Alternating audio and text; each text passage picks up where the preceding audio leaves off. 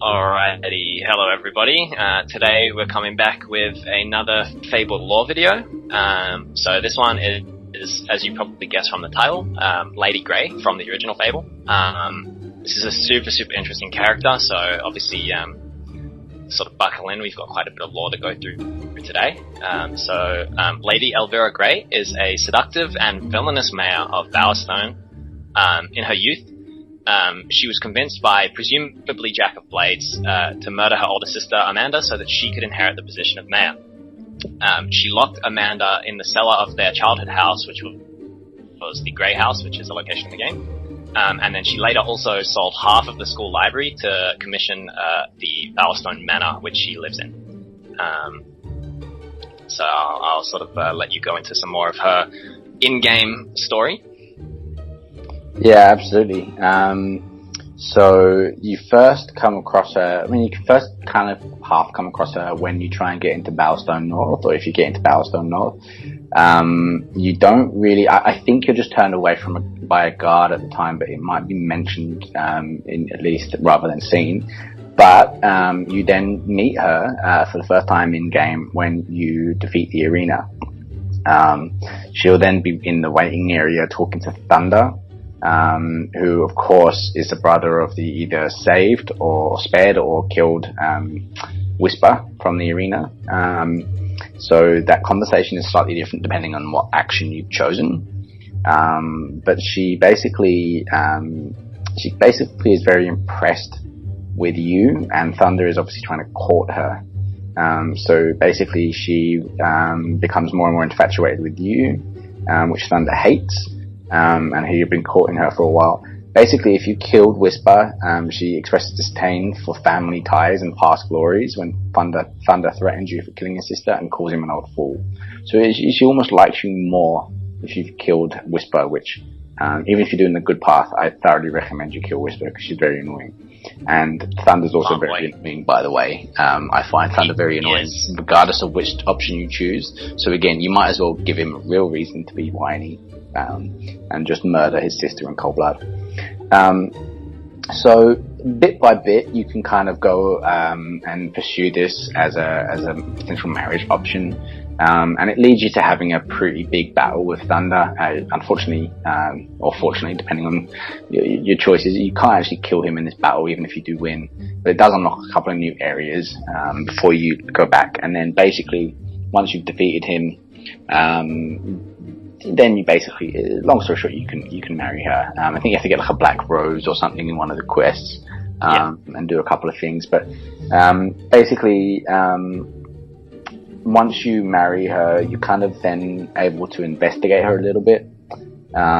So we'll get into that in a little bit. But yeah, basically you basically become the husband of the mayor, and you can, through exposing her, become the mayor yourself.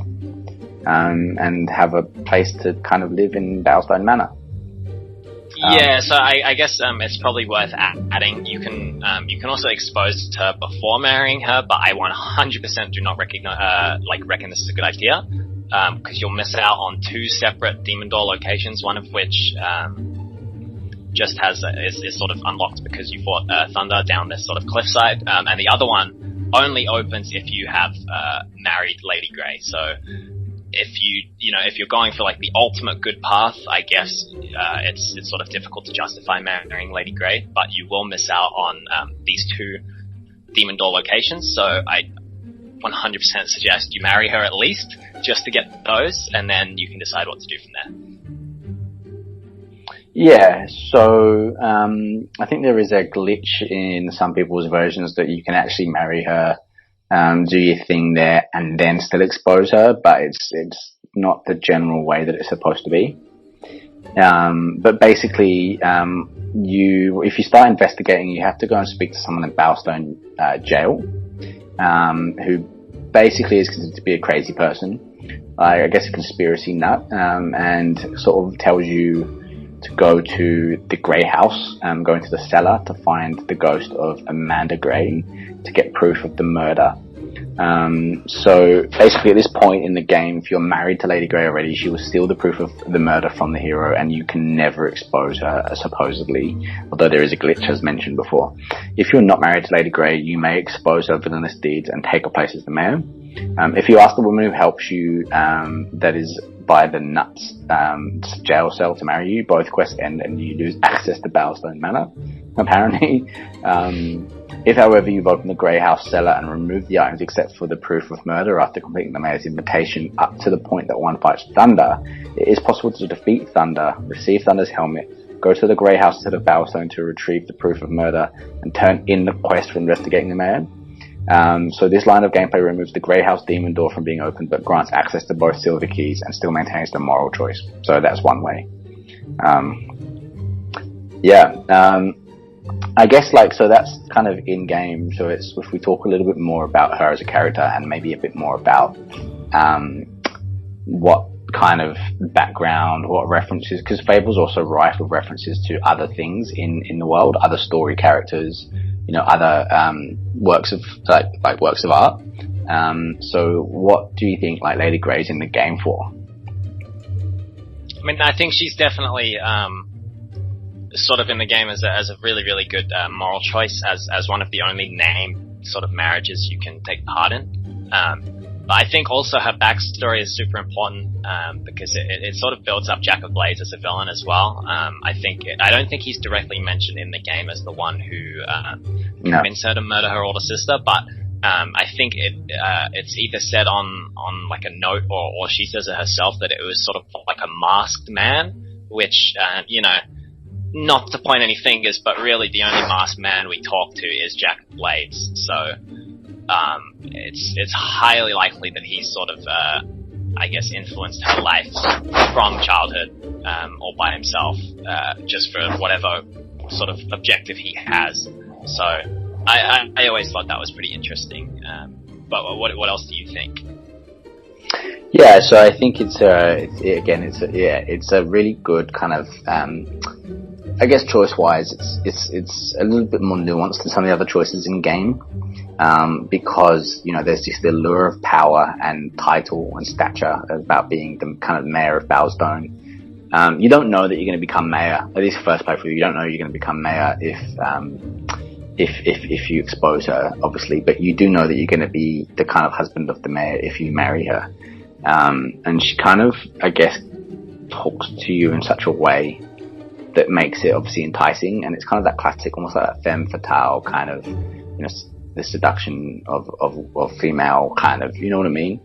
There's just quite a lot to it for such a, what seems to be not a deep game according to a lot of people, but I think this one actually is a lot more deep than you think. But basically, I think she's a really good character. I think it's one that you'd really, Peter Molyneux once spoke about, putting your controller down and thinking and going, pausing the game, putting your controller down, thinking about the decision and then coming back. And I genuinely think this is one, this provides a lot of opportunities to do that. Even the courtship quests, you have to get a certain tattoo, you have to get a certain, rose gift and stuff, and it's kind of you kind of... Do you remember there's another quest in the early part of the game in Bowerstone Key with a father that supposedly has his daughter? Yeah, it's kind of similar to that, where you how many hoops are you going to run through just to have a chance with the female? It's almost like a really good in-game, microcosm in game of a macrocosm in the world. And yeah, I mean, yeah, you can you can just by the by, you can kill her in the game too, which is interesting. But if you do, you don't get any widowed points. So your character profile bio, you don't get a widower or whatever number.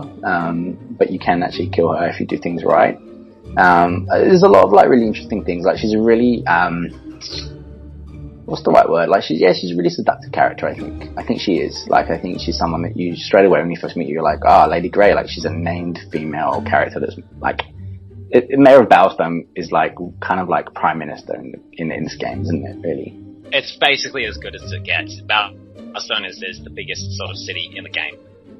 by quite a large margin, and you can always sort of tell that it's bigger than you actually get access to as well. So it's kind of like, yeah, she's definitely like sort of the highest ranking marriage candidate. Everyone else is sort of like the unnamed, I guess, random NPCs that sort of walk around town, and they, you know, if you kill those random NPCs, eventually like somebody else comes to take their place. Whereas Lady Grey, if you kill her, she's gone. There is only the one. So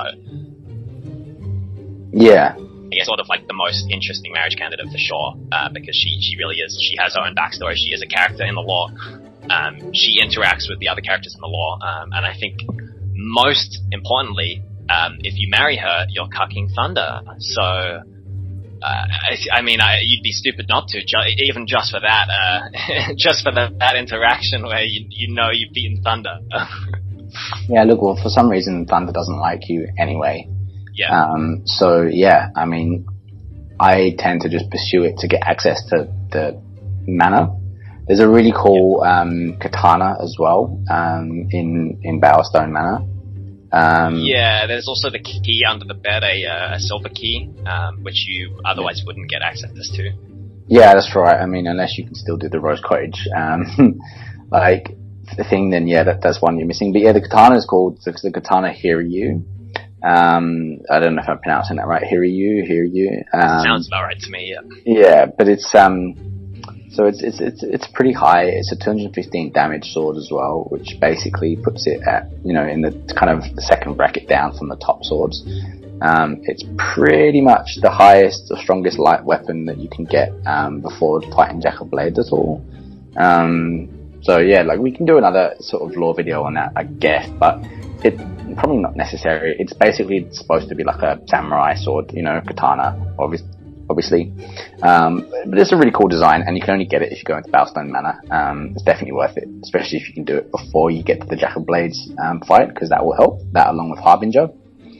But yeah, Lady Grey, I mean, what do we want to say about her? So she killed her sister because she wanted to assume power. I mean, is this how mayor works in those days? Like, it wasn't an elected position, was it? It was just a family. Yeah, so apparently this is like a monarchy, except they only go as far as mayor. Like, I guess it's through family ties. I don't know.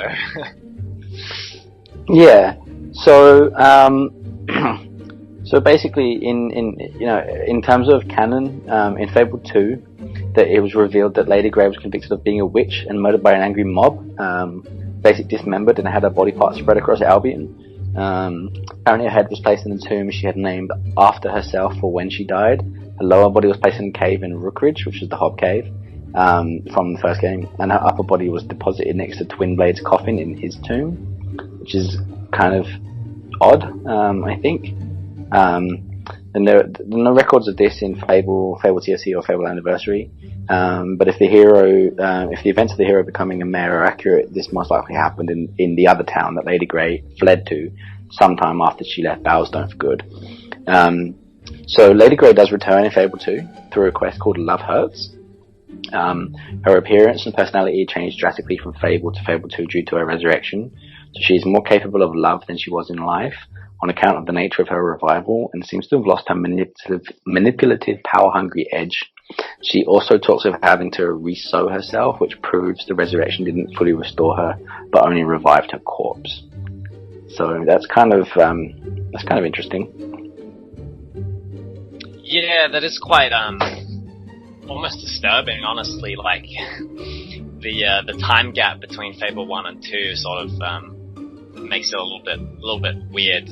But I guess we don't really have a full backstory on how she got resurrected, do we? So it's sort of you kind of do it yourself. So you bring her back just for yeah. So the guy called Victor, who's the gravekeeper of Bowerstone Cemetery, has an obsession with Lady Grey and wants to reanimate her corpse.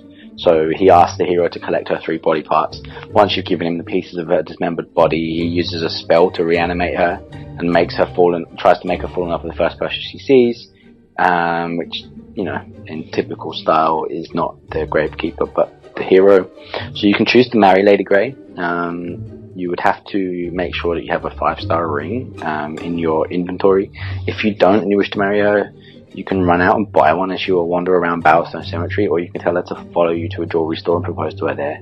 The ring must be given to her quickly, or you cannot marry her, and she can no longer be found in the Fable world, so she might disappear if you don't marry her. So, in both games, she kind of reacts to you depending on which path you choose in terms of good or evil. She's generally afraid of you if you're evil, which is kind of interesting. Yeah, I mean... Yeah, so there's I guess a lot less to talk about in Fable 2, but definitely in Fable The Lost Chapters and Fable Anniversary, she's quite an important character. Definitely a key character in sort of Battlestone lore as well, which is hopefully the next episode we plan to do is talk about Battlestone. So if there's nothing else that you want to mention, that's basically all we have for Lady Grey. So hopefully we'll see you next time. See you. Bye.